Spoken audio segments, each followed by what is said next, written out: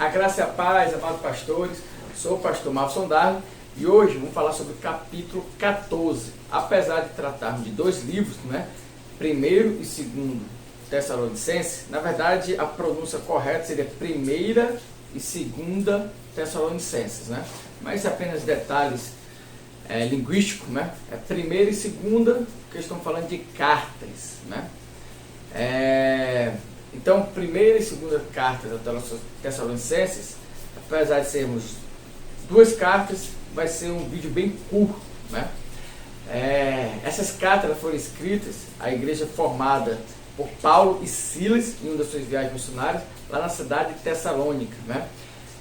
Se eu não me engano, salvo o engano, esse relato está escrito em Atos capítulo 17, tá? Mas isso não é o importante aqui na aula, né? Ela é relatada ali em Atos. Paulo ele prega ali naquela cidade, muitos cristãos, muitos judeus e muitos gregos se convertem, tá? A gente tem que ter só um cuidado com esse termo grego, que não necessariamente se refere a povo da Grécia, né? Mas sim qualquer pessoa que não eram judeus, né? Ele se converte, ele forma ali uma comunidade.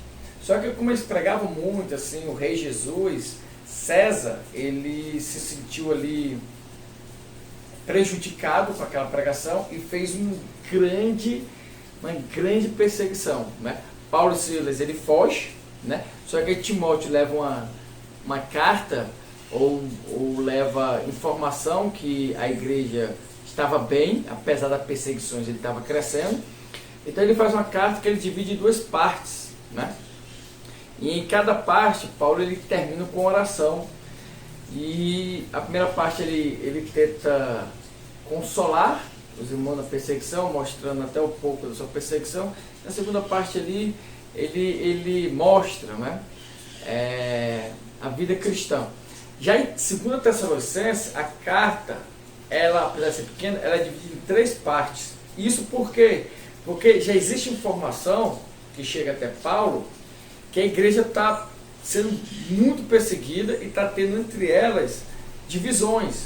Bom, por quê? Porque alguns dizem que Jesus já voltou como ladrão, e eles estão desesperados pensando que Jesus voltou e esqueceu a igreja que fica em Tessalônica, e aí isso irrita Paulo. Paulo quer escrever dizendo que ele lembrasse do que foi anunciado, né? Aí na primeira parte Paulo tenta de novo consolá-lo na perseguição. Então ele divide em três partes e igualmente, igual a primeira carta, no final de cada parte Paulo ora, né? Apesar que no começo da carta ele também começa com oração, mas uma oração de agradecimento, né? O escritor é Paulo, isso é unânime, tá? O local de origem, provavelmente em Corinto, tá? A década é uma carta que foi escrita na década de 50, né? Então é uma das cartas mais antigas de Paulo, né?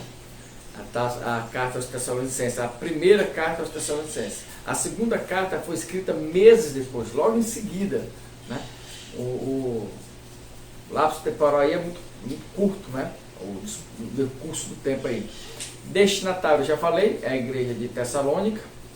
Coautoria, Silas e Timóteo, né? Eles são ligados a Paulo na introdução das duas cartas.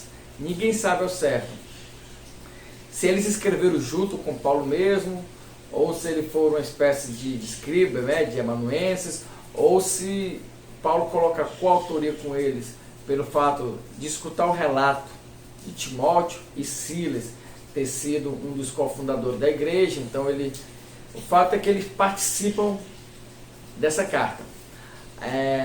Ordem, não pode haver qualquer objeção a priori à inversão na ordem. O que é que o escritor ele fala aqui? Nós temos a primeira carta a Tessalonicenses e a segunda carta a Tessalonicenses. Mas pode ser que na verdade que a segunda seja a primeira e a primeira seja a segunda. Se isso acontecer, não influencia em nada, né? É isso que ele está querendo dizer. A gente não pode criar uma firmeza, então assim, um certo repúdio. Se alguém falar, na verdade, a segunda carta é a primeira é a segunda, tá ok, tranquilo, tá? A priori, essa inversão ela pode ser aceita, é o que o escritor quer falar, né? Nenhuma carta firma vinha antes ou depois da outra, né? E é possível que a ordem tradicional tenha dirigido por nenhuma taxa mais profunda, né? Havia tendência de colocar as cartas maiores na frente. O que ele está querendo dizer? Quando você pegou escritos antigos, a primeira carta da sua licença ela vinha primeiro e a segunda vinha depois. Por isso que a gente usa até hoje essa sequência.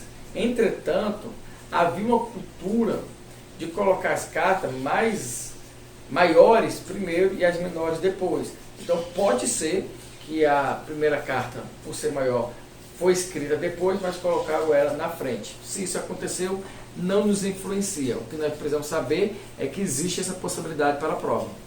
A aceitação, ela foi incluída no cano de Marcião, anota aí uma gaivota, ela foi incluída no cano moratoriano, tá? E ela foi citada por Irineu e nunca houve controvérsias na igreja primitiva, né?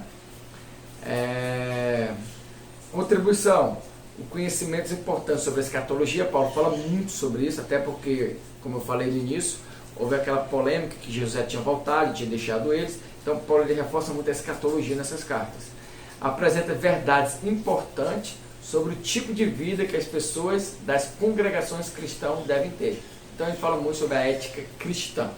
Então é isso aí, um forte abraço, até o nosso próximo encontro. Paz!